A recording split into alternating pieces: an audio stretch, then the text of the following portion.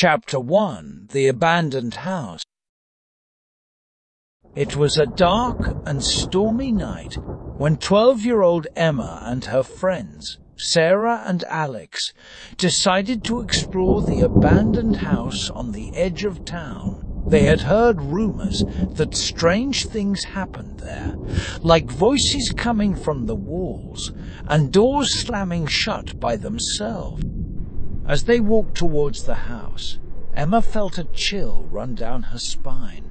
"Are you sure we should be doing this?" she asked her friend. "Don't be scared, Emma," Sarah replied, putting her arm around her. "We'll stick together and nothing will happen." But as soon as they entered the house, they heard a sound that made them freeze in their tracks. It was a whisper coming from the darkness of the hallway. "Who's there?" Emma called out, her voice trembling. No one answered, but the whisper continued. "Come closer," it said. "I have something to show you." The girls exchanged nervous glances, but Sarah took a step forward. "Let's see what it is," she said, her voice barely above a whisper. As they followed the whisper down the hallway, they noticed that the walls were covered in strange symbols and markings. Suddenly, they heard a loud thud, and the door to a nearby room slammed shut. Emma's heart was racing as she heard another whisper, this time coming from the room. "Help me," it said. "Please, help me." Without thinking, Emma pushed open the door and ran inside. But the room was empty, except for an old wooden chest in the corner. As she approached it, the chest suddenly creaked open, revealing a dusty old book inside. Emma hesitated for a moment, but curiosity got the best of her. She picked up the book and opened it, revealing a page full of strange writing and symbols. Suddenly, she felt a cold breeze on her neck, and the room plunged into darkness. "Guys, where are you?" Emma called out, her voice shaking. But there was no answer, only the sound of her own breathing. Chapter 2: The Mysterious Symbols. Emma's heart was pounding as she tried to find her friends in the dark. She called out their names, but no one answered. Suddenly she heard a strange noise, like something scratching against the walls. "Hello," Emma said, her voice trembling. "Is anyone there?" No one answered, but the scratching continued. Emma took a deep breath and walked towards the sound. As she approached a wall covered in mysterious symbols, the scratching stopped. She felt a chill run down her spine as she realized that the symbols looked familiar, like something she had seen before. Without warning, a gust of wind blew through the room, making the symbols on the wall glow in the dark. Emma's eyes widened in surprise as she realized that the symbols were moving like they were alive. She took a step back, but her foot hit something on the ground. It was Sarah's flashlight, which had fallen from her hand. "Sarah, Alex, where are you?" Emma called out, picking up the flashlight. But there was no answer, only the sound of her own footsteps. Emma shone the flashlight on the symbols, trying to decipher their meaning. Suddenly, she heard a soft voice behind her. "Tell you what those symbols mean." Emma spun around, pointing the flashlight at the source of the voice. It was an old man, dressed in ragged clothes, who had appeared out of nowhere. "Who are you?" Emma asked, her heart racing. The old man smiled, revealing a row of yellow teeth. "I am the keeper of the symbols," he said. "And you, young lady, are the one who can decipher their meaning." Emma felt a shiver run down her spine as she realized that the old man knew her name. "What do you mean?" she asked, The old man pointed at the symbols on the wall. "Those symbols are a message," he said, "a message that only you can understand." Emma looked at the symbols again, feeling a sense of recognition. She had seen them before in a dream, and she knew what they meant. Chapter 3: The Dream. Emma's mind raced as she tried to remember where she had seen the symbols before. Then it hit her. She had seen them in a dream that had haunted her for weeks. In the dream, she was standing in a dark room, surrounded by glowing symbols. A voice whispered in her ear, telling her to find the key that would unlock the secrets of the symbols. And now, here she was, in the same dark room, with the symbols glowing on the walls. Emma felt a sense of excitement and fear as she realized that the dream was becoming a reality. "What do the symbols mean?" Emma asked the old man, who was still standing in front of her. The old man smiled. "They are a message from the past," he said. "A message that tells the story of this house and the people who lived here." Emma listened intently as the old man began to tell the story of the abandoned house. He spoke of a family who had lived there long ago, a family who had been cursed by a powerful sorcerer. The sorcerer had cast a spell on the family, trapping them in the house forever, and the only way to break the curse was to find the key that would unlock the secrets of the symbols. Emma felt a sense of urgency as she realized that she was the one who had to find the key.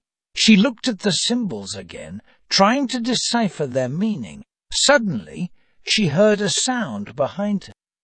She spun around, shining the flashlight on the source of the noise. It was Alex, who'd been hiding in a corner of the room. "Alex, where have you been?" Emma asked, relieved to see her friend.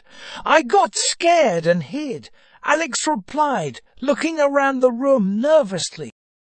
Emma turned to the old man, but he was nowhere to be seen. She felt a sense of unease as she realized that he had disappeared. "We have to find the key," Emma said to her friends. "The key that will break the curse." As they searched the room, Emma felt a strange sensation in her pocket. She reached inside and pulled out a small key, the same key that had appeared in her dream. Emma's heart raced as she realized that the key was the one they had been looking for. She inserted it into a keyhole on the wall, and the symbols began to glow even brighter. Suddenly, the room shook, and the symbols started to move, as if alive.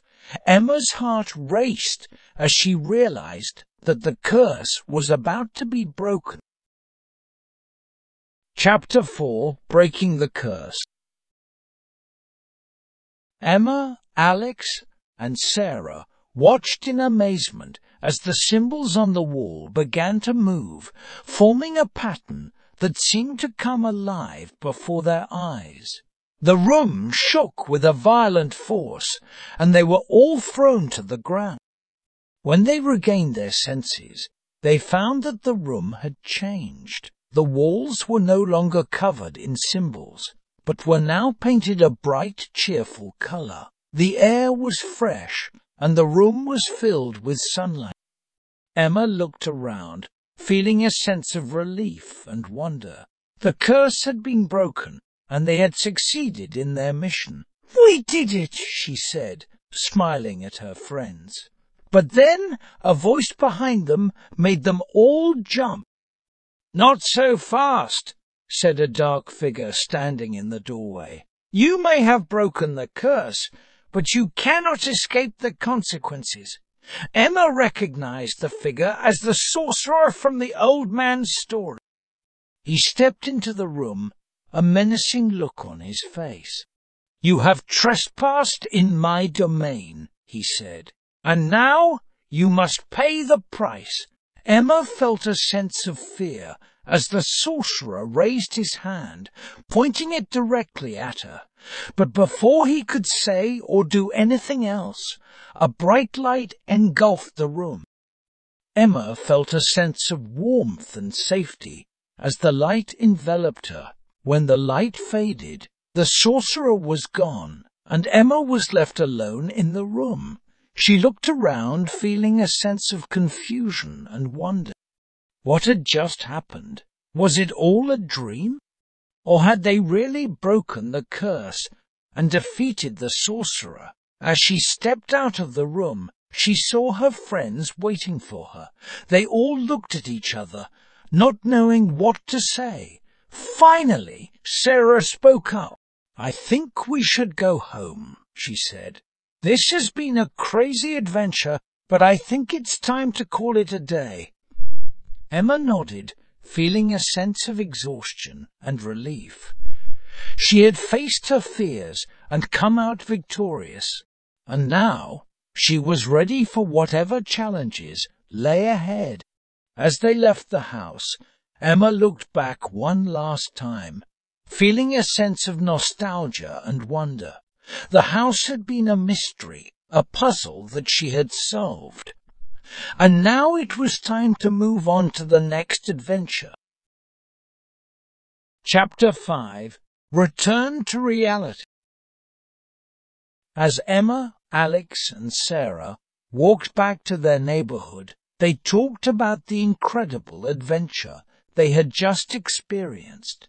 They couldn't believe they had broken a curse and faced a sorcerer. "Can you believe that really happened?" Alex asked, still in disbelief. Emma nodded. "I can't believe it either. But it was real, and we did it." Sarah smiled. "I'm just glad it's over.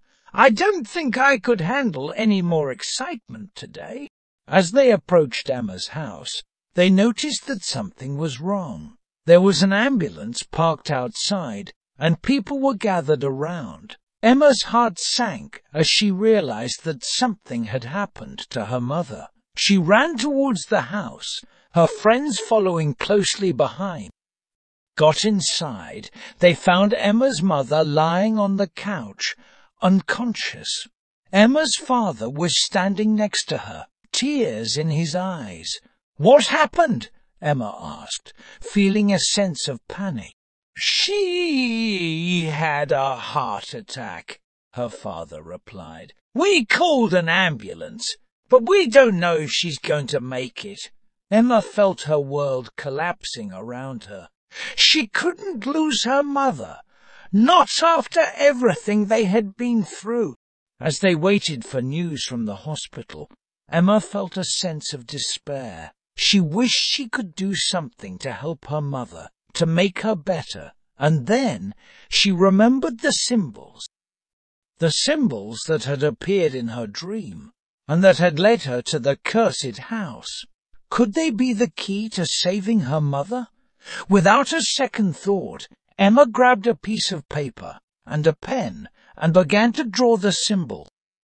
She didn't know what they meant or what they would do, but she felt a sense of hope and desperation. As she finished the last symbol, she felt a strange sensation in her hand.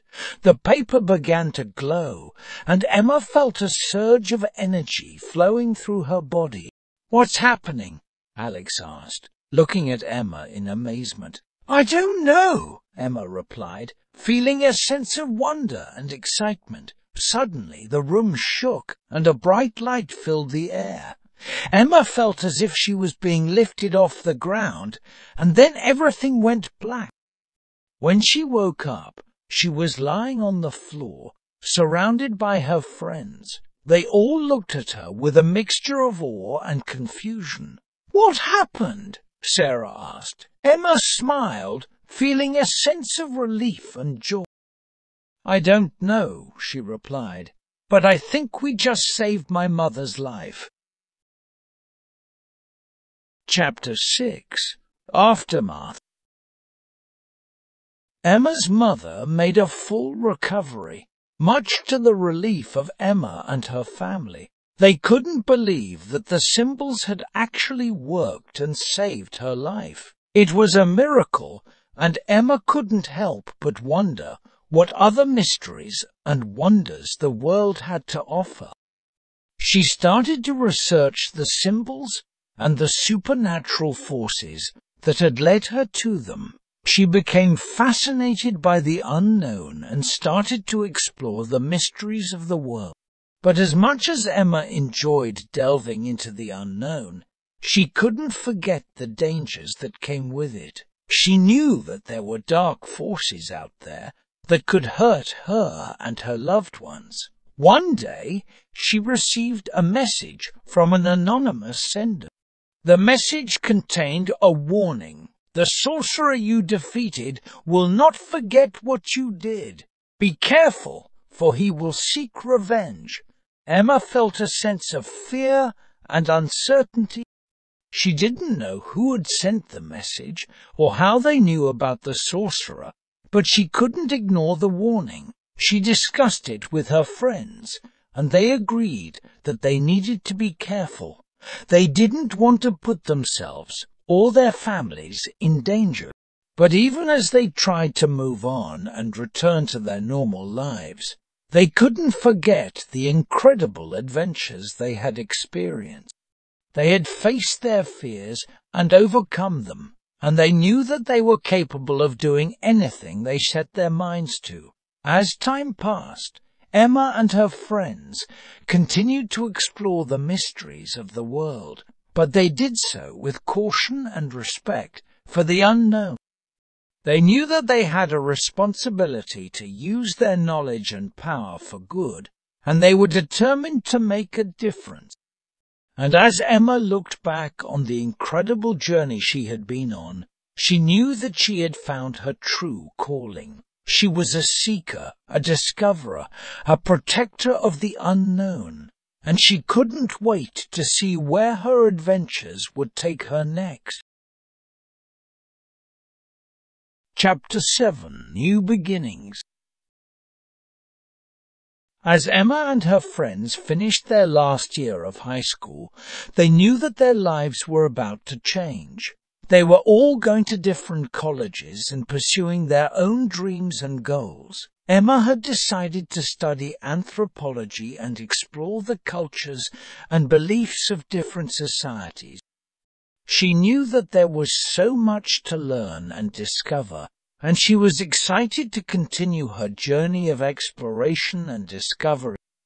But as much as she was looking forward to her future, she couldn't help but feel a sense of sadness at the thought of leaving her friends behind. They had been through so much together, and she knew that she would miss them deeply. On the day of their graduation, Emma and her friends gathered together one last time. They talked about their plans for the future and reminisced about the adventures they had experienced together. As they hugged each other goodbye, Emma felt a sense of gratitude and appreciation for the people who had been a part of her journey. She knew that they had shaped her in ways that she could never have imagined, and she was grateful for every moment they had shared. And as she walked away, ready to begin a new chapter of her life, she knew that she would always carry a piece of their adventures with her. She was a seeker, a discoverer, a protector of the unknown, and she was ready for whatever the future had in store.